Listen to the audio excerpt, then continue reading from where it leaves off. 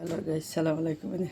আমার ম্যাডামের কাছে খালি কইছিলাম যে একটা ক্রিম এনে দিছে আমারে।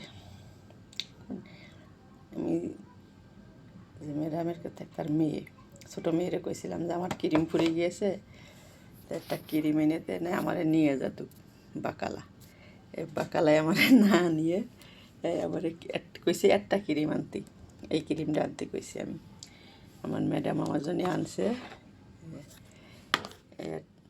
এইটা আনছে, এইটা আনছে, মানে 5টা জিনিস আনছে।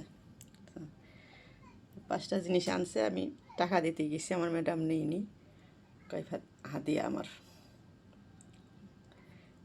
আলহামদুলিল্লাহ 5টা জিনিস আছে, 5টা জিনিসে আমার 2 বছর যাইব গা।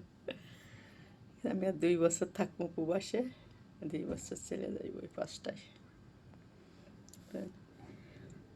আলহামদুলিল্লাহ আমার ম্যাডামরা অনেক ভালো, এনার সাথে টাকা দিতে গেছি না, এনে পরে ম্যাডামের ম্যাডাম শুক্রান।